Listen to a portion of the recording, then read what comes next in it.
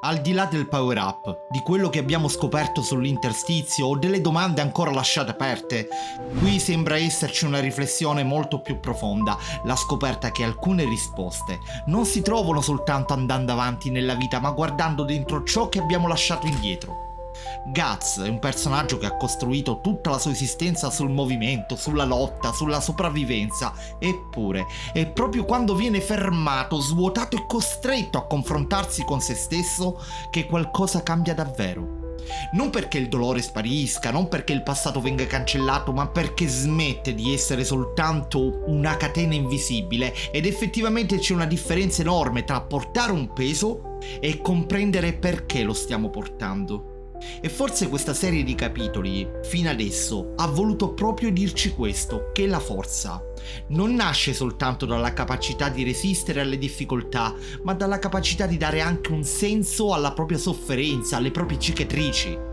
Per questo, quello che vediamo fuori dalla stupa non dà solo l'impressione di assistere al ritorno del guerriero nero, sembra piuttosto il momento in cui un uomo, dopo aver toccato il fondo della propria oscurità, riesce finalmente a camminare senza essere trascinato nell'abisso. Benvenuti su Alkill, io sono Donny e oggi parliamo del capitolo 385.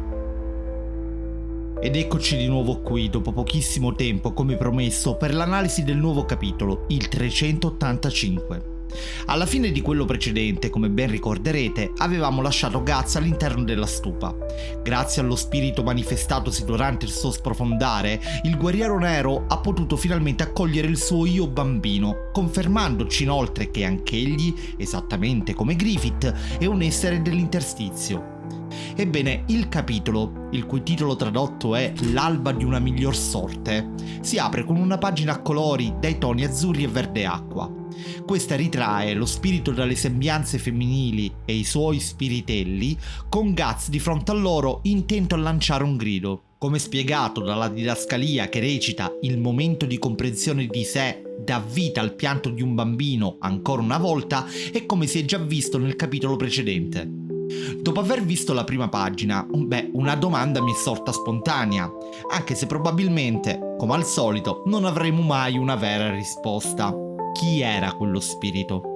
Il fatto che sia stato ritratto sotto questa luce azzurra mi spinge a pensare che fosse uno spirito collegato all'acqua, anche per via del fatto che tutto lo scorso capitolo è ambientato appunto in un contesto acquatico. Se però torno all'immagine e analizzo anche come è stato raffigurato, ciò mi fa pensare al fuoco, senza contare poi che nelle sembianze è molto simile a Flora, come abbiamo già detto. Ma torniamo a noi e andiamo avanti con la lettura. La prima vera e propria pagina si apre mostrandoci Daiba in levitazione di fronte alla stupa. L'anziano sembra avere una visione di Guts supino e stupito si chiede se il guerriero nero sia morto e se tutto ciò sia stato inutile. Nel frattempo anche Azan e Isidoro, intenti a scrutare la stupa da lontano, sembrano rendersi conto che ci sia qualcosa di strano e che qualcosa stia per succedere. Così decidono di avvicinarsi a dare un'occhiata prima dell'allenamento mattutino. Anche i soldati Kushan, radunati attorno a Silat di fronte all'ingresso del santuario, restano in attesa. Proseguendo, lo studio Gaga decide di portarci nuovamente dentro la stupa, dove Guts, ancora sdraiato e con un'aria di stupore, inizia ad alzarsi e guardarsi attorno. Dopodiché, il guerriero nero si alza in piedi, ricordando ancora ciò che è successo all'interno del santuario. L'inquadratura successiva lo ritrae dritto, forte, rinvigorito e avvolto da un'aura particolare, mentre riflette e comprende pensando: allora è così. Si riferisce ovviamente al fatto che gli è stato rivelato di essere uguale a Griffith, in quanto essere strettamente legato all'interstizio e di conseguenza di far parte sia del mondo fisico sia di quello astrale. Lo sguardo di Guts cambia improvvisamente, inizia a camminare lasciandosi dietro la membrana in cui era avvolto e dirigendosi verso il portone della stupa su cui poggia una mano. All'improvviso il guerriero nero punta i piedi e inizia a battere la mano sul portone. I Kushan, al di fuori del santuario, sentendo rumori provenienti dall'interno, iniziano a chiedersi cosa stia succedendo. Poi Di colpo un'anta dell'ingresso della stupa viene scaraventata a terra. Seguono alcuni momenti di silenzio e incredulità in cui i soldati Bakiraka, Tarpasa, sempre pronti ad intervenire, scrutano il buio all'interno del santuario attraverso l'anta divelata. Guts esce allo scoperto, a schiena dritta e testa alta. Il mostro della depressione sembra essere sparito completamente dal suo volto. I soldati, intimoriti e pronti ad attaccare, vengono prontamente fermati da Silat, che ordina loro di non toccarlo. Guts si guarda attorno e vede i volti terrorizzati dei Kushan. L'immagine si sposta sul primo piano del collo del guerriero nero, dove ci viene mostrato il sigillo magico preparato da Shirke e apposto sul marchio del sacrificio. Il sigillo non sembra aver subito danni, da come viene rappresentato, appare ancora integro e quindi efficace contro gli esseri maligni. Silat successivamente, sbigottito per quanto visto, riconosce nel guerriero nero un uomo dal destino straordinario, capace di distruggere la sua stessa tomba, ma soprattutto riconosce quanto sia stato arrogante finora a credersi al suo livello. Anche se non esplicitato, anche Silat sembra rendersi conto che qualcosa è cambiato in Guts. Poi l'attenzione si sposta su Daiba, che si fa largo tra i soldati per andare a vedere cosa succede, così come Pak, Isidoro e Azan.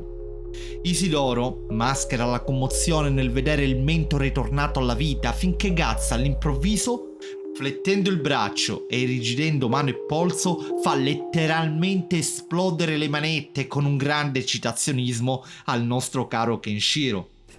Pak, incuriosito e stupefatto, si avvicina al suo amico, osservandolo e notando sicuramente un profondo cambiamento. Nel frattempo una bellissima vignetta ritrae Guts di fronte ai soldati con i raggi del sole che irradiano il cielo. Tenete bene a mente questa vignetta. Si tratta di una vignetta che ricorda l'inchino in segno di sottomissione che fecero gli apostoli più importanti a Griffith nel capitolo intitolato La nuova squadra dei falchi, quando Locus, Grumbeld e Erwin si schierarono ufficialmente sul campo di battaglia contro l'impero Kushan, inchinandosi pubblicamente davanti a Griffith prima di massacrare i nemici e apparire come salvatori agli occhi degli umani. Continuando con il capitolo attuale, Pak si avvicina a Guts, gli gira dietro addocchiando e mettendo in mostra di nuovo il sigillo apposto sul marchio. Poi la sua attenzione si sposta all'interno della stupa, in cui vede la membrana ormai aperta, capendo che Guts, cito letteralmente, si è connesso. Immagino che la connessione di cui parla Pak sia quella legata al mondo astrale, ma da cosa lo ha capito? Dalla membrana? O ha sentito la presenza dello spirito? L'attenzione si sposta di nuovo su Guts, che con aria convinta dice «Bene, andiamo». Con queste sue parole sembra pronto a riprendere il suo viaggio.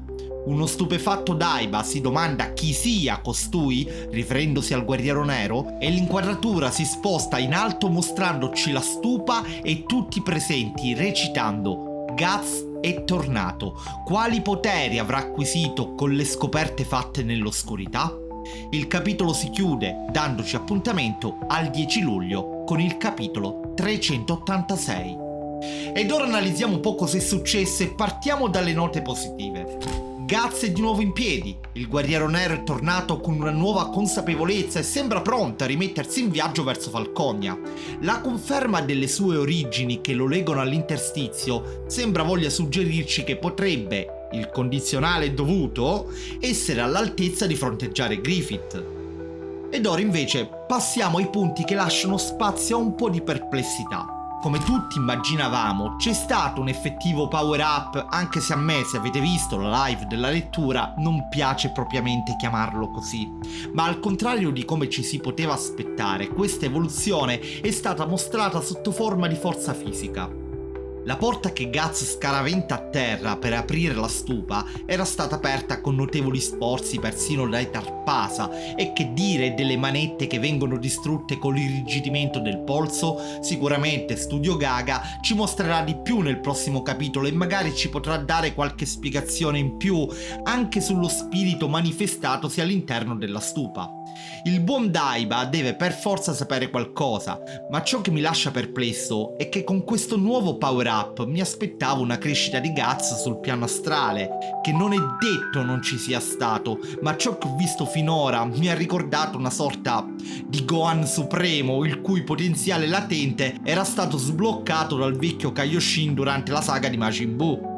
Detto questo, è giusto dare spazio a Mori e Studio Gaga in modo che sviluppino la storia, anche perché devo ammettere che la rivelazione dell'appartenenza di Guts all'interstizio è in linea narrativa con tutto Berserk, quindi dubito davvero che stiano inventando qualcosa.